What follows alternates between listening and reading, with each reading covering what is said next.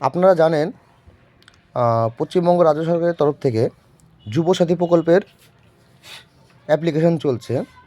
তো সেই অ্যাপ্লিকেশনের ফর্ম আপনারা অফলাইনে অ্যাপ্লিকেশন করতে হবে এবং সেটা যে যার বুথ বা যেটা দুয়ারে সরকারের যেখানে বুথ বসবে সেখানে গিয়ে আপনাদের জমা দিতে হবে।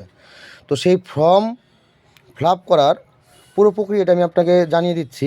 প্রত্যেকটা যুবক ভাইদের জন্য এই ভিডিওটা, অবশ্যই তোমরা এই ভিডিওটা দেখবা এবং কীভাবে ফর্মটা ফিল আপ করতে হয় টোটালটা আমি বলে দিচ্ছি।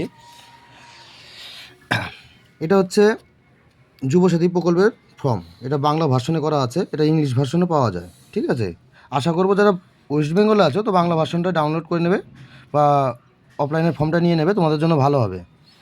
তো প্রথমে লেখা আছে দেখো, দুয়ারে সরকার রেজিস্ট্রেশন নম্বর। এই নম্বরটা তোমাদের দিতে হবে না, এটা যেখানে বসবে তাদের রেজিস্ট্রেশন নম্বর তারা নিজেরা বসিয়ে নেবে।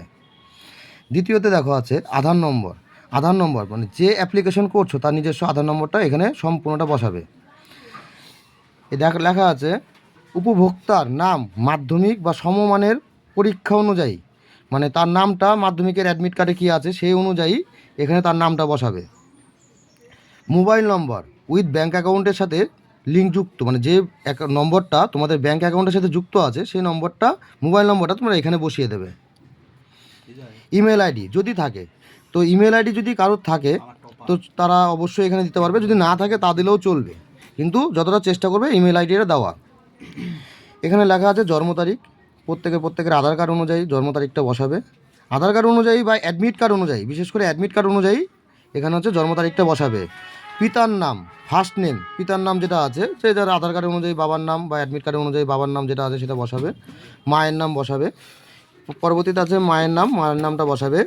ঠিক আছে, এবার অনেকে বিবাহিত অনেকে অবিবাহিত, যারা বিবাহিত কিন্তু 40 বছরের নিচে বয়স তারা তাদের ওয়াইফ যদি থাকে তাদের ওয়াইফের নাম, আর যদি তাদের স্বামী থাকে তাদের স্বামীদের নাম এখানে বসিয়ে দেবে। সার্টিফিকেট নম্বর, এখানে সার্টিফিকেট নম্বর বলতে অ্যাডমিট কার্ডে যে সার্টিফিকেট নম্বরটা আছে সার্টিফিকেট নম্বর, তো এইখানে যে তো কাস্ট সার্টিফিকেট নম্বরটা যেটা দেওয়া আছে, যদি এসসি হয় তপশালী জাতি এখানে টিকমার্ক করে নেবে, এসসি ওবিসি বা অন্যান্য পরিষেবা যেটা আছে সেটা করিয়ে নেবে। এবং সেই সার্টিফিকেট নম্বর এসসি যদি হয় এসসির নম্বর, ওবিসি যদি হয় ওবিসি নম্বর, ঠিক আছে, বা এসটি যদি হয় এসটি নম্বরটা এখানে বসিয়ে দেবে। তারপর এখানে ম্যাটেরিয়াল স্ট্যাটাস আছে, যেখানে তোমরা যদি বিবাহিত অবিবাহিত হলে অবিবাহিত বা যেটা তোমাদের ম্যাটেরিয়াল স্ট্যাটাস আছে সেটা তোমরা দিয়ে দেবে এখানে। এখানে হাউস নম্বর, অনেকের বাড়ির নম্বর থাকে যেটা পঞ্চায়েত থেকে আসে বা হচ্ছে পৌরসভার থেকে আসে, যদি আসে সেটা তোমরা বসিয়ে দিতে পারো, না থাকলে না দিলেও চলবে। এখানে লেখা আছে গ্রাম তোমাদের নিজস্ব যে তুমি এলাকায় থাকো বা তোমার যে পাড়াটা সেই পাড়াটায় তুমি নাম বসাবে। ডাকঘর মানে পোস্ট অফিসটা তোমরা এখানে বসাবা, যে ডাকঘর পোস্ট অফিসের নামটা এখানে বসাবা। গ্রাম পঞ্চায়েত বা ওয়ার্ড নম্বর, মানে গ্রাম পঞ্চায়েত যাদের গ্রাম পঞ্চায়েত যে নম্বর নামটা আছে সেই গ্রাম পঞ্চায়েতের নামটা প্লাস ওয়ার্ড নম্বরটা একসাথে বসিয়ে দেবে। পৌরসভায় যদি থাকো তাদের ক্ষেত্রে ওয়ার্ড নম্বরটা দিলেই হবে। এবং এখানে আছে ব্লক মিউনিসিপ্যালিটি, এখানে যে যার ব্লকটা বলবে। তারপর আছে থানা, নিজেদের থানার নামটা লিখবে, পিনকোডটা দেবে। এই হচ্ছে প্রথম পেজের টোটাল অ্যাপ্লিকেশনের ডকুমেন্টস। ঠিক আছে, দ্বিতীয় পেজটা আমি তোমাদের বলে দেবো, তোমরা দেখে নেবে।